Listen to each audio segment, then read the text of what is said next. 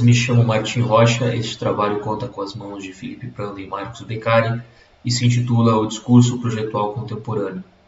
Nesta apresentação, aqui será exposto parte da estrutura do artigo, os interesses deste artigo e algumas considerações, ainda que breves. Ressalto que distinções conceituais,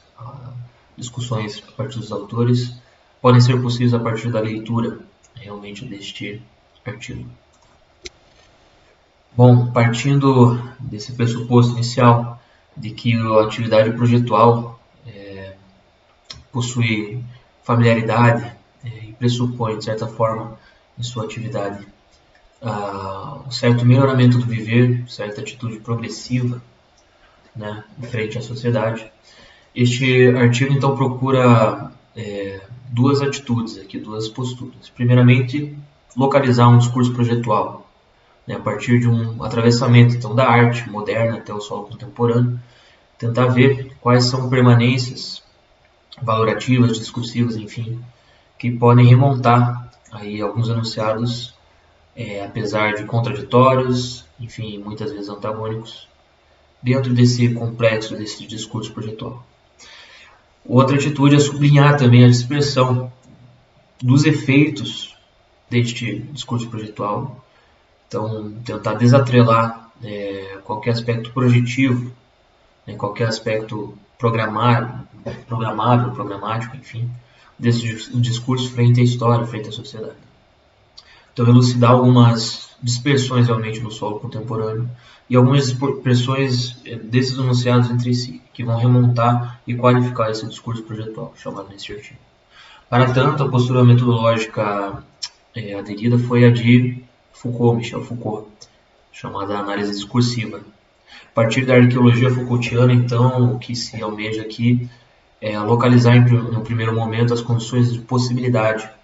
para que um discurso venha à tona, no caso, o discurso projetual.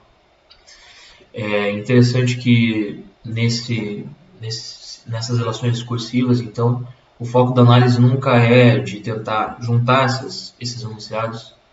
e privilegiar alguma atitude, um sentido unitário, resoluto, ao longo da história, desses enunciados, que seria uma lógica historiográfica progressiva, linear. E também não procura isolar, de certa forma, por exemplo, a disciplina do design e procurar entender o que o design, a disciplina do design, concebe como progresso, enfim, isoladamente, que seria uma análise semântica, né, que isola, de certa forma, o enunciado. Mas juntar enunciados dispersos, que em teoria seriam dispersos, disciplinas como arte, arquitetura, design, ao longo de autores, enfim, arquitetos, teóricos, e conceber ali o que a partir deste conglomerado, a partir desse discurso, desses valores, dessas permanências discursivas, desses valores, mas também dessas dispersões, contradições, como que se desenrola, uma possibilidade para desenrolar, de certa forma, alguns efeitos, esse discurso projetual chegando contemporaneamente. Explicitando um pouco mais aí a estrutura do desenvolvimento desse artigo, então, temos dois tópicos, do ambiente à função, onde então tem esse rebanho valorativo, onde se remonta esse discurso, se dá nome ao discurso projetual, e que não deixa de ser uma atividade que já busca também por dispersões, vê-se, por exemplo, muitos autores aqui que, em tese, assim, são tidos como antagônicos, argumentos, por exemplo, em favor de um estilo gótico, ornamental, e outros argumentos como o de Lousa aqui, que é em favor de um estilo purista, ideal, como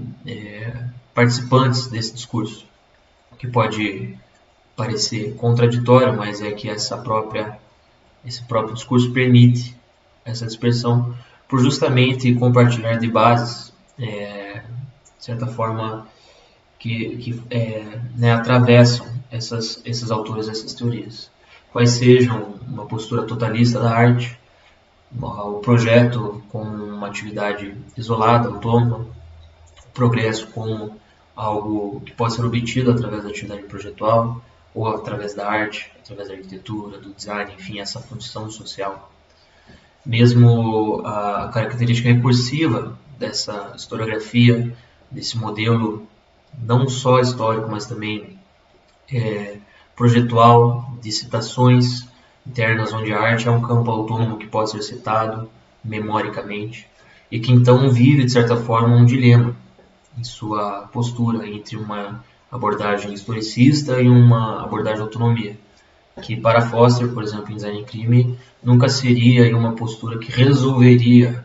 tal conciliação ou tal rejeição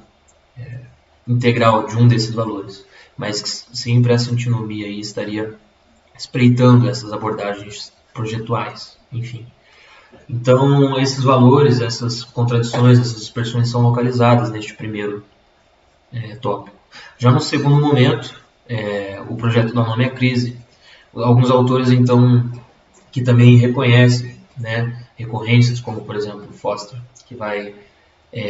renomear uma arte total, sendo um design total, que vai atribuir ao contexto neoliberal a execução desse ideal de reintegração de arte e sociedade,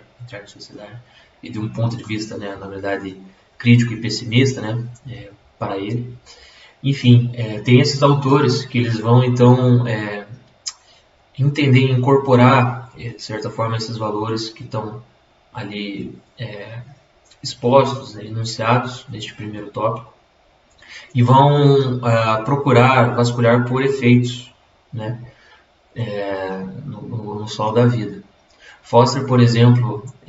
além do design total, como ele fala, como essa atitude projetual atravessa esferas das mais dispersas, como a estética, como a personalidade, como o próprio museu, ele vai falar que esse design total também atravessa a própria arte contemporânea. Então, ao invés da arte contemporânea e do viés do projeto servirem para algum propósito, de alguma função social, estes dois elementos, de certa forma, se atravessam, se interferem, se reconfiguram. E em Das Coisas ao Redor, Beccari vai também partir dessa pontapé inicial aí de Foster, a respeito do design total, e vai falar do designer de si, aderindo aí um pouco da qualificação do cenário neoliberal, aí, um modelo crítico aí proposto por Dardot e Laval, do neoliberalismo, no qual, grosso modo, o sujeito passa a ser o objeto do projeto, o objeto a ser pensado, o objeto a ser transformado para um ponto de vista empreendedor, de integração ao trabalho, enfim. Beccari, então, vai unir essas teorias, esses conceitos, e também observar como, no solo contemporâneo, o design impacta o modo de viver, produz racionalidades. O design atravessa o modo de ser, e cria um espaço onde agora é o sujeito que passa a ser pensado, projetado, racionalizado e dividido entre uma fase de projeção e execução, assim como o projeto arquitetônico lá no Quattrocento italiano, por exemplo, para Goutinet, em Brunelleschi. Enfim, esse atravessamento valorativo, é claro, traz algumas dispersões no fio histórico e leva ao artigo considerar alguns pontos. Primeiro momento, a defesa da análise discursiva, pois ao se fazer essa análise discursiva aqui nesse artigo, também se defende que alguns pontos, algumas disputas, enfim, podem ser permitidas por esse olhar, especificamente, por um olhar que evite, de certa forma, observar a unidade progressiva histórica. Também considera-se algumas permanências de valores ao longo dessa dispersão do discurso projetual, que não passa a romper na história, esse rompimento, de certa forma, é o outro lado da mesma onda do progresso, mas, enfim, é um atravessamento disperso. Procura também considerar alguns efeitos além do projeto, se ora a arte e a sociedade antes estavam ligadas em prol de um progresso, de um melhoramento, e de um ponto de vista, às vezes, muito social, socialista, observa-se, ao fim, uma contradição. Em detrimento de um perspectivismo, de certa forma, marcar os limites e as dispersões valorativas desse discurso projetual. Muito obrigado, agradeço a CAPES.